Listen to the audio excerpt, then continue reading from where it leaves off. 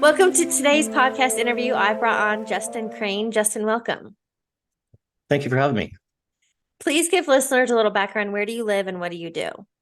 So right now I live in Virginia Beach, Virginia, and I am a mindset, fitness, and nutrition coach. And I like to say I focus more on the mindset than the fitness and nutrition because I feel like a lot of people, um, that's what they lack is the mindset. That's why they do all these challenges and then they fall off track again. So we want to fix and make a lifestyle change versus just getting on to the next goal.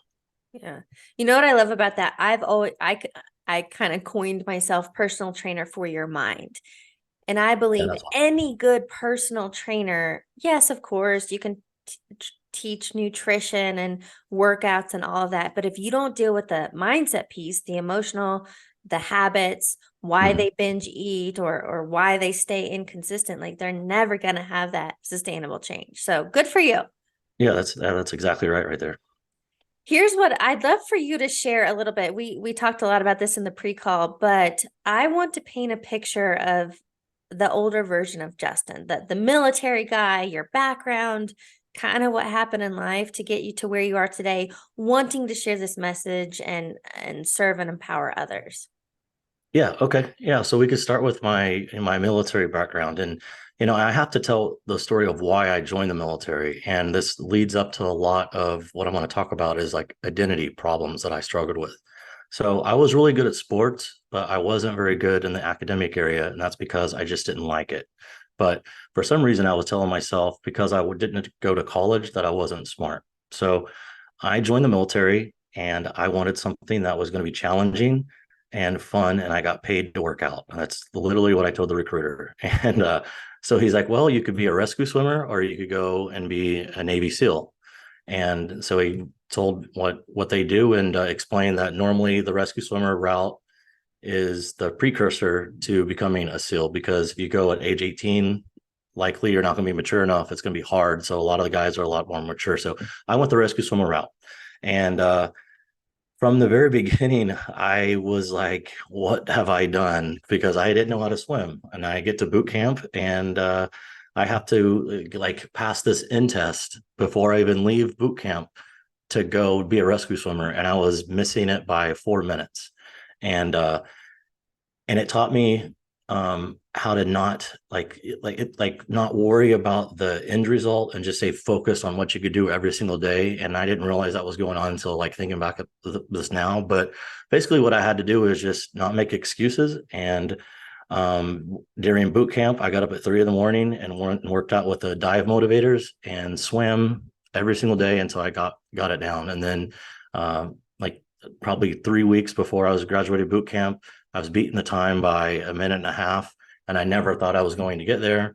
And so I get to rescue swimmer school, and it taught me a lot. Like they not only teach you, to get in shape. What the military does great, and especially in these special programs, is it doesn't matter where you come from. They're going to strip you down and break you to get you to the base that they want, and then they're going to create the person that they want for that job. And so that's what they did. So they mentally would mess with us every single day, physically, emotionally, and it was a great experience. So I graduated rescue swimmer school, and I felt like I had like the best career you could possibly have. For a rescue swimmer, your goal is to get rescues. There's not a lot of guys that got rescues, and I was just in the right place at the right time. I went through Hurricane Katrina and got like 110 rescues in Hurricane Katrina.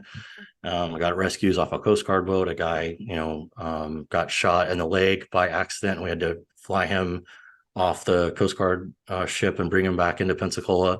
And then I went on to screen for a special operations helicopter command, and I did 5 deployments doing that, and got to save people over there and do the fun, cool special operations missions. And it was my passion. I loved it. And then I got like punched right in the face with something out of the blue, out of the ordinary.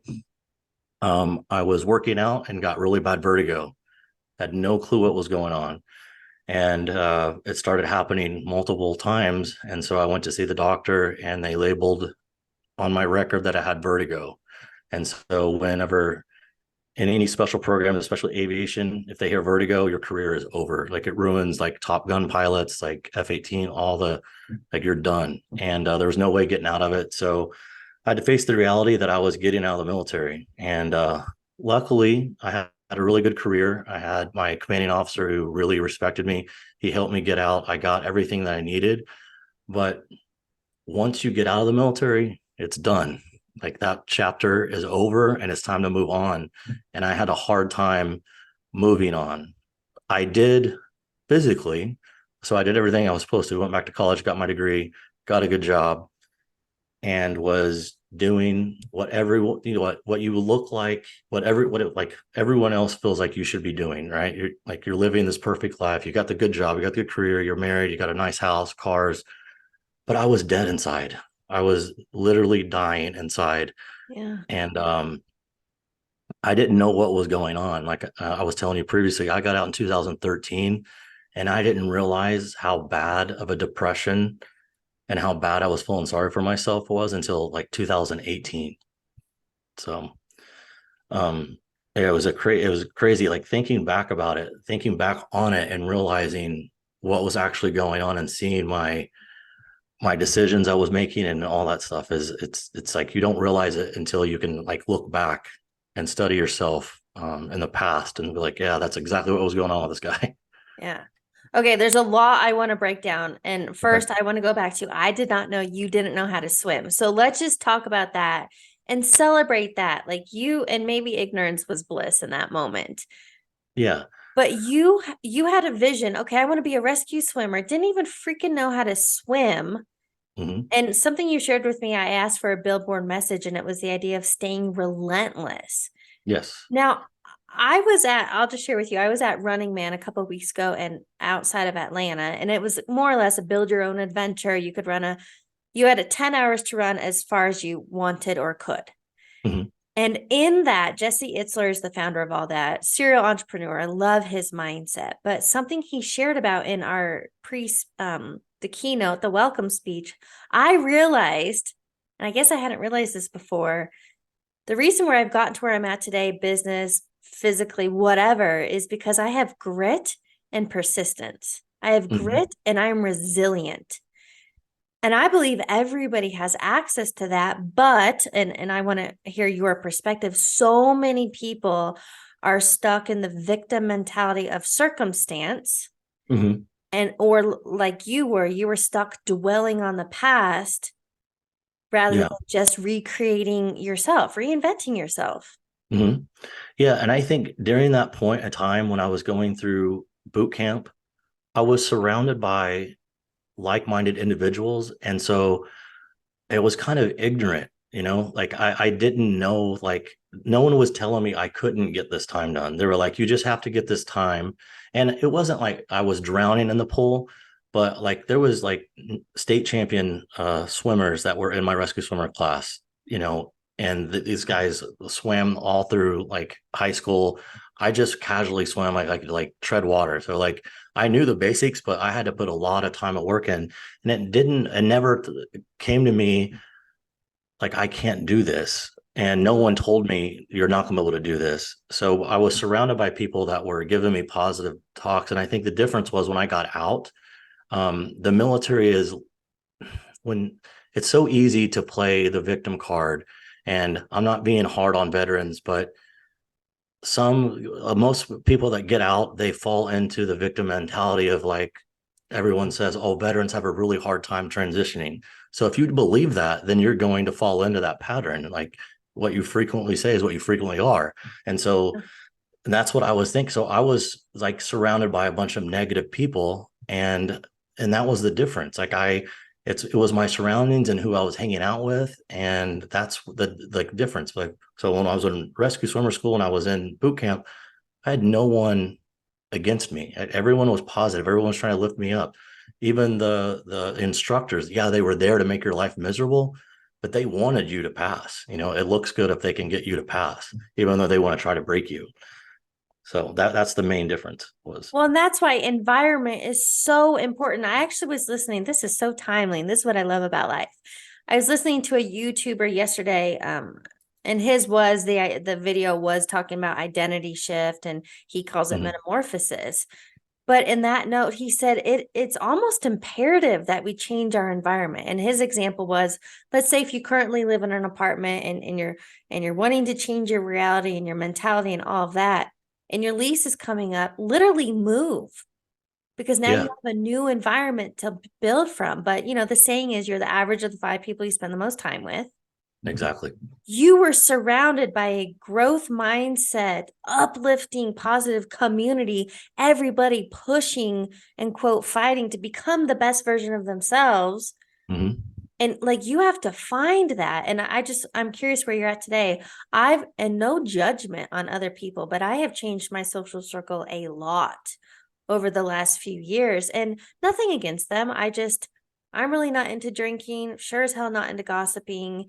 And Mhm. 9 to 5ers versus entrepreneurs, really different mentalities. Oh, yeah, like I don't have a big friend list. I would think here in Virginia Beach, I don't have any friends that I hang out with. My friends that I talk to are distant. Like my best friend, he's in Indiana, and then a lot of my friends that I've actually made are since I started coaching and being on Instagram and working with other coaches. Like I have a mentor and we're all under the same program. And so, I went to a mastermind and got to meet these, the 20 other trainers that are doing the same thing and we have the same mentality. But yeah, when I decided to not pursue and get another, 9 to 5 job, people thought I was crazy. Like some of my friends were like, "What are you doing? Like, don't you know you have a son to take care of? You have like, how are you going to make money?" Like, well, Yeah. I'm not giving myself an option. I want this. This is what I want. And, like your limited beliefs are not going to stop me. So you have to cut those people out. Yeah. They're not on your team. They're not your friends. And sometimes it's even family is not going to understand you sometimes. And so, Oh, yeah. 100%. My dad comes from, and like my parents are extremely supportive, but my dad does not get entrepreneurship. He comes from Mhm. the very old school mentality, retired with a pension. Yeah. Yeah. I mean, that's what I come from. So my dad, like I couldn't be further from what he knows, but they're supportive. He just Mhm. can't really help me, right? Yeah. Um, Yeah. there was something that just came to mind. Oh, here's what I want to ask you. And I think it's so important to talk about. What we're sharing is conditioning, programming, limiting beliefs, subconscious programming. Mhm. I want to hear your lens, your perspective. What is that? And so, if other people are feeling stuck, going through life's motions, I also want them to know, just like you have, you can completely change the trajectory of your life. Yeah. Where do you begin? You begin by taking a look at yourself in the mirror and having an honest conversation with yourself. So listen to your conscience. Your conscience is going to tell you right from wrong. And when you look in the mirror and you look at your body or you look at yourself and you look at it, what is making you happy and what is making you sad? What about you that do you hate? And then come up with a plan to change those. It's really simple to change your mindset and to fall back in love with yourself is create the person that you would look up to. And that's the biggest help that I had because like I told you before, I didn't know my real dad. I had a stepdad that raised me, but once I joined the military, him and my mom got a divorce and he didn't want anything to do with me because he cheated on my mom and it was a whole long story. So I felt abandonment my whole life. And so my mentors just kind of spoke to me and helped me. And he was like, look, why don't you create like everyone has these idols, like they look up like Dwayne Johnson or like these big people, like, why don't you be your own success story? Why don't you be your own hero? So Uh, why don't you create that man? Create the man that you would look up to. And so find out what those traits are of that man and then make it. It's all choices. So you have the choice every morning to get up and feel sorry for yourself, look yourself in the mirror and be like, oh, I suck. And just go on with life and autopilot because that's what your subconscious mind has told yourself for so long. Or you can make the decision, I need to make this change. I need to cut out a bunch of stuff. To be successful and to change, it's going to be subtractive. You're going to have to take a lot of bullshit out of your life in order to move forward. And that's what I had to do. So I had an honest conversation with myself, like, okay, I'm fat. I don't look good right now. I am depressed. There's something wrong. Like I need to figure out what's wrong with me. AKA that I was always letting myself down. And it starts as simple of your like your habits. Like if there's stuff that you're doing, we call them vices. Like if you're drinking and you regret it the next day, okay, well that's easy. Cut it out. Like Stop if you really doing want to that. change, cut it out. Like and then stop letting yourself down. Like hold yourself accountable. If you say that you're going to get up at 5 o'clock in the morning, get up at 5 o'clock in the morning. But most people hit snooze and then you're immediately starting your day off letting yourself down. So if you can't even, hold up to your word on your, and you can't make yourself happy, there's no way you're going to make other people happy. So it starts with you. Yeah. So On that note, I love that. And I agree. The saying is how you do anything is how you do everything. And the exactly. snooze button as an example. Now, when I was in 9 to 5, first of all, I was super unhappy. I hated my job. I had a cush job, made fat money, and I hated it. But every morning I would wake up and hit snooze 2 to 3 times, rush around to get ready in Mhm. traffic, and normally 5 minutes late. That was just my go-to. And I felt like a hamster on a wheel. And my wake-up call was like, what am I doing with my life? But on Yes. that note, procrastination and follow through, we say we're going to do something and we don't. A lot of people point the finger and blame that they can't trust other people. And I found out, especially when people say that, I'm like, you don't trust yourself. Yeah. Yeah. That's the number one. Whatever you're projecting out to the world is what's going on the inside. So it Yeah. starts internal and then goes outward. And Yeah. so if you're not happy with yourself and you're constantly pointing the finger to everyone else, it's really your subconscious mind telling you that, hey, you suck. You're the one that sucks. And you're telling everyone else they do because I guess it mentally tries to make you like justify your actions, but they really don't. Yeah. They don't help at all.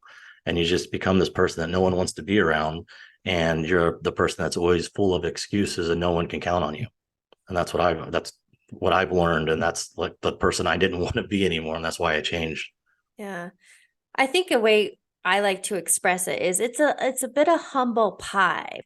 And even for me, it was like when I take 100% responsibility that I've created everything in my life, we take our power back.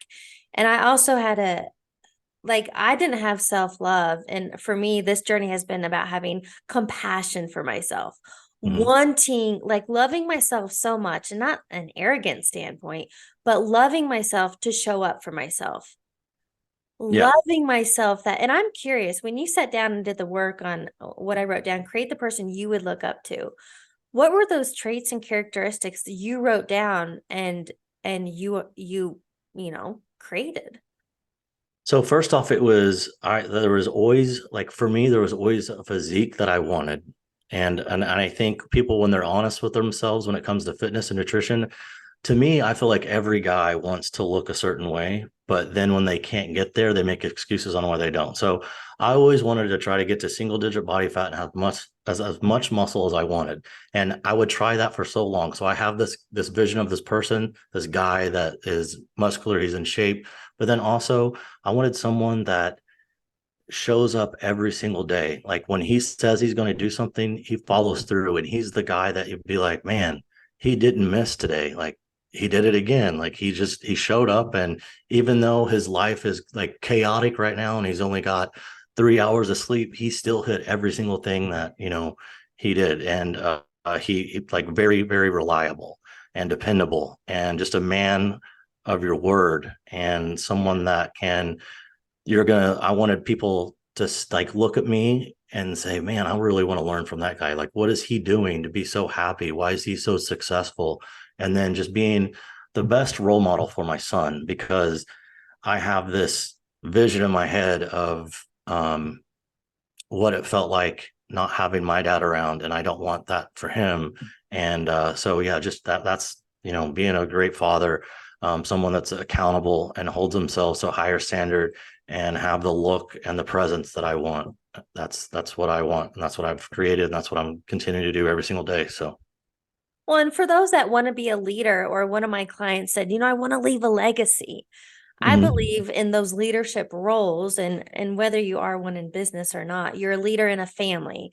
You Yeah, might be a leader in your community, but I believe if you can't lead yourself, you can't lead exactly. others. You can't. It's impossible. So I feel like where you're at today is kind of a night and day difference from hitting your low. And I'm curious, are you able to look back and are you so grateful for all of that because it created where you're at today? Oh yes, I'm like my greatest accomplishment, and like I talked about all the military stuff that I've done, but my greatest accomplishment is saving myself from myself. Mm, Because um, if you told me like last year that I would be sitting in this chair talking about this and in shape and helping others change their life, I'd be like, what? Like, there's no way. Like, I was in Texas drinking every day and like working this. Everyone thinks it's like a cool job teaching people how to fly this drone that for the military that has this awesome camera and it's like seems cool, but it was so boring to me. Um, so yeah, like I am so thankful for the path that I went down because you're never going to grow being comfortable. And so all the struggle I went through, even though it was hell, I didn't die. I'm still here. I yeah. still am on this planet for a reason. And to look back and see all those mistakes I made, it's a constant reminder of if I don't get up and do everything I need to do every single day, I could very, very easily be that old Justin again. And I don't want to be that person. There's no way I'm ever going to go back to that. And it's like, it's so painful to see people going down the same path I was down. And I know like when I've had friends that were reaching out to me, now I know what they were like, they were trying to get my attention and tell me, but like no one's ever gonna no one's ever gonna get through to you besides you. You're not gonna Yeah. change until you're ready to change. And someone's Yeah. you got to hit rock bottom or something drastic's got to happen, I think, a lot of times for people to actually make that real change. You know what I love about that? So, Dr. Joe Dispenza says that people can either change in a state of suffering, such as rock bottom. Mhm. A lot of times it's a health scare, divorce, bankruptcy, but it doesn't have to get so bad before you make change, before you course correct. You can Yeah. also kind of just be in a plateau, just knowing words I hear from people is I want to up level. I want to go to the next level. Those high Yeah. achievers, Yeah. ambitious people, you can also create change from that point. So I guess we're offering, which side of the coin do you choose? Yeah. Yeah. That's exactly true. And you know, he also talks about like your mind. I don't know if I'm saying this right, maybe you could help, but he also talks about how your mind doesn't know the difference between reality and something that you can vision. So you're like whenever you think negatively, you go back to a like say that you like he talks about you struggle with money.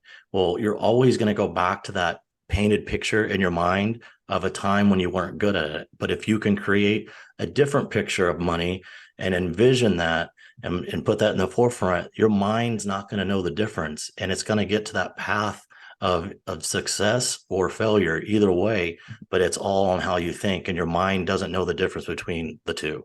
And so that's really hard to do. It takes a lot of practice, but when I'm looking at my goals and my visions and what I want to do, I can't, and a lot of people, you can't focus on how you're going to get there. All you can focus on is like, this is what I want. Ooh, And then I have to be the man I have to create the man that's deserving of what I want. yep. And so that's all you can do is be in control of the controllables and do everything you can today to move forward every day to become that person that you want to create. I want to And go you're back gonna to, yeah, the point you said, your mind does not know the difference between something real, quote, real, and something mm, imagined. And we know this with athletes, any good athlete, and actually anybody who's in their zone of genius talks about mental rehearsal, right? A mm-hmm. lot of Olympians are rehearsing the race in their mind before it actually goes. I don't know if it was Phil. Do you know the golfer? Is it Phil Mickelson or Yeah, whatever? Phil Mickelson. Okay, Yeah. that guy. I heard him on a podcast. This is years ago, and I was like, "Holy shit!" Like even golfers are talking about this. But Phil Mickelson said that when he gets up to a hole, he pulls out the club, and before he swings, he mentally rehearses, he visualizes how he wants the hole to go, Yeah. and then he takes action. Yep. And what I want to touch on there, something I shared with you before we started recording, was one of the 7 Hermetic principles. The very first one is mentalism, and it states that all is mind. Hmm. If people really understood that your external reality is, quote, a projection from your mind, that's why the mind does not know the difference between something you're thinking about and something you're actually experiencing. So the point is, what we're sharing is, and again, this is something Abraham Hicks says, don't focus on your current circumstances, especially if they're not what you want. Exactly. Yes. Because your current circumstances are a reflection of your past thinking and feeling feedback loops. Yes. So That's money's a great one, and you're a big physical guy, so right, it's building that mindset muscle. yeah. But I think it's Reagan Hillier. She's also on YouTube. But what she talks about is she mentally rehearsed being a millionaire. She became a millionaire in her mind. So Hmm. when it actually happened, and for her, it was like in 8 months. When it actually happened for her, she had mentally rehearsed it so often it felt natural. Hmm. She was like, of course that was the next thing because I had already become that. Yeah. Yeah, that's a great point. And like I think every great successful person that's created all this wealth or created all this success, they all have that same mentality. And like Yeah. I listened to Grant Cardone interview Steve Harvey, and he, was pulling out his phone, and this is the first time he did a talking about himself and how he got to where he wanted to be. And on his phone was his vision board, and it was stuff like I want, and one of the things is like, this is so random. He's like, I wanted to work with Chick-fil-A because Chick-fil-A was so big. Because I didn't know how, but I looked at it, and through acquaintances, somehow I was able to work a deal out. And now I'm doing and working with Chick-fil-A with real estate and, working deals. And like, it was one of them was like, wanted to have a like $10 million liquid in the bank, and he's already surpassed all that. And so everyone is visualizing, and then it's the same thing with when Tom Brady gave his talk on YouTube, when he was talking about all he knew is if the Patriots gave him a chance on the field, they gave him one play, they're never going to take him off. And he would visualize of him playing, and that's exactly what happened. And that guy was the third, fifth string backup all the way through high school, all the way through college, all the way in the NFL, and then now he became the greatest quarterback. And he said the same thing. It was all he was like not delusional, but he just like he had no one telling him that he couldn't, and his mind was so strong. He said I was just so dumb I just didn't believe that I couldn't make it, and he just never gave up. And I think that's what it takes is like people that focus on what you said, their current situation, where if you're not happy, your current situation is like what you said, your past. And so you got to let go of the past. You can't do two things at once. You can't move forward when you're stuck in the past. So you got to completely cut it out and forget about it Yeah. and live in the present and then vision the future. And that's how you move forward. But you can't you can't sit there and just focus on where you're currently at. You're never going to get anywhere. You know what metaphor I use when I'm talking about that? It's like literally, and look, most people are stuck in the past because they wake up same shit, different day. What's the definition of Mhm. insanity? Doing the same thing over and over, expecting new results. Yes. But the metaphor I use is, would any of us drive down the highway while looking in our rearview mirror or like looking behind you? No, you'd get in an accident. You'd hit stuff left and right. That would be stupid. But that's how Hmm. most people are driving in their life. Yeah.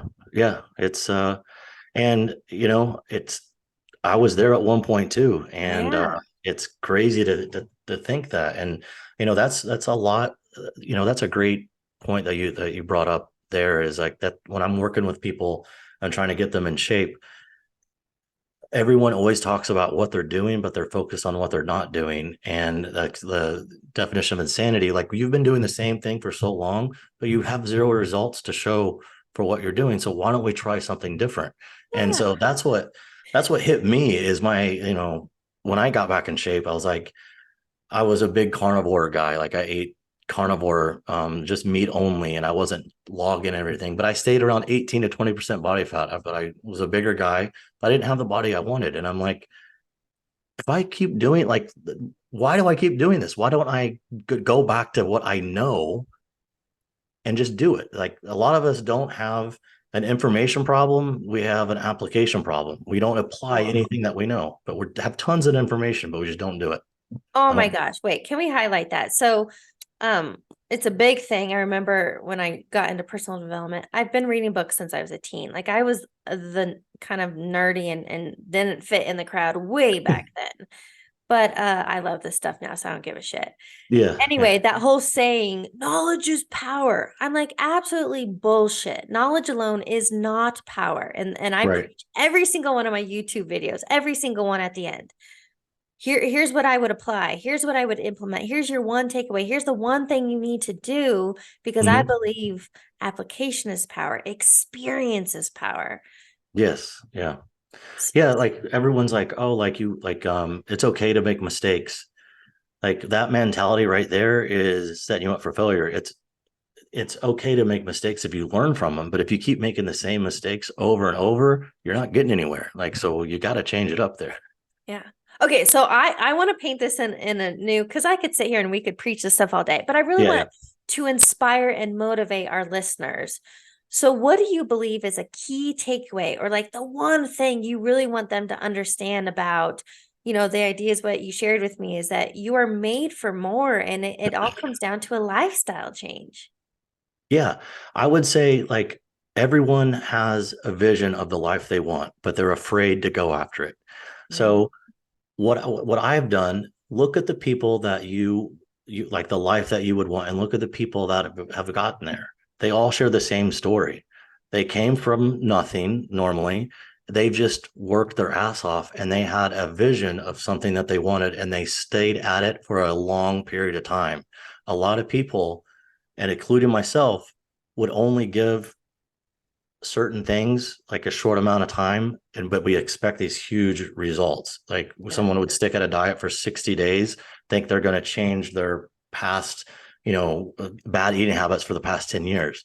So, and just anything is possible. Like if and I never thought that I would be starting my own business, walking away from a career and helping others change their life a year ago. I was a drunk that was addicted to Xanax and, going down the wrong path. But I was able to turn myself around by looking at myself and fixing myself. So if you want to change, you need to look yourself in the mirror, write down all the things that you don't like about yourself, come up with a plan to fix them. And you're lacking discipline. I guarantee that's one of the number one things you need to change. And the reason why I think fitness is a great lead way to success is because to get fit takes discipline. It takes some help. It takes some habits that you need to create. And if you could do those every single day, you create a lifestyle. And so if you're fit, you have discipline and you have these traits that you can carry over to any aspect of life. So Yep. you want to make change, take the stuff out that you don't like about yourself and get yourself in shape and then watch your life change. 100% agree because on that note, how you do anything is how you do everything. And I Exactly. agree. I was thinking about, I don't even know if I was reflecting last night, but I would say generally speaking, very quote successful entrepreneurs, let's look at Ed Milet, Grant Cardone, some of these bigger Mhm. names are generally very fit guys. Yeah.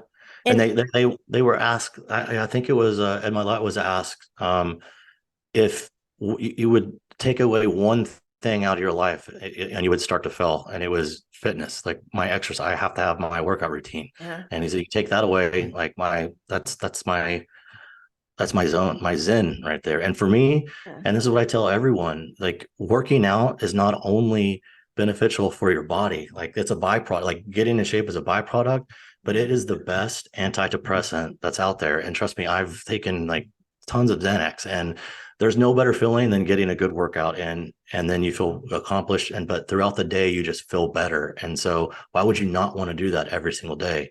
yeah. And if you look at all the successful people, like you said, they all put that at the forefront of of their day. It's Yeah. something they have to do every single day. Well, and for me, my day is off without it. And plus that's my self-care, that's getting in the zone, the right mindset to take on the rest of my day serving and producing content for others. So for me, Mhm. it's a non-negotiable. And that's what I wanted to ask you. What are your daily non-negotiables? So for me, I have a wake up time that I have to do every single day, and it's not early. Well, it might be early for some people, but it's 5 o'clock every morning. I have to get up and I immediately hydrate and I reflect on what I've done before. This is the way I say I show gratitude is becoming the best person we can possibly be. And so I look at what I did the day before, and then I figure out how to be a better person and try to not do that again. So like if I lost my temper with my son, it's not his fault. I need to control my temper. And then I read. So the first hour from 5 to 6, it's with me by myself. And then from 6, my girlfriend gets up. And then if I have my son, we're always going for a walk. And then we get him to school. And then I'm at the gym. I have to hit the gym every single day. It can't be in the afternoon. I have to get this stuff done to get me out of a negative state. And I wake up negative, and the more that I can accomplish and get these tasks done, the better my days get. So once I'm done with my workout, then I start filming my content because I'm in a higher frequency, and I start focusing on my business and then talking with my clients. And then the last non-negotiable is I have to follow my macros that I've set for myself, because it's it's another form of accountability and holding myself to a higher standard. And um it's just what works for me. And it's these little wins throughout the day that build my confidence. And when I go to bed at night, if I've accomplished these tasks, I know that I'm in a positive. I'm not letting myself down. I'm not going back to that self-doubt or negative self-talk, because I don't have anything to really talk about bad about myself, because I've won all day. So I love that. And for me, what I pulled out of that is it really comes down to for you where you're at and what we're sharing with others is discipline, being mindful and intentional. yes, exactly. I love that. I have a few questions to wrap up the interview for you. Okay. Awesome. Sounds great. What is a quote or motto that you live by? Uh Stay relentless. And that's my number one thing. I love what that means. And it's just, there's going to be good days, there's going to be bad days, but you have to stay at it. And for me, it means we don't act on our feelings anymore. We have to continue to go no matter what's thrown your way. You got to stay relentless. You got to stay at it. You got to stay the course.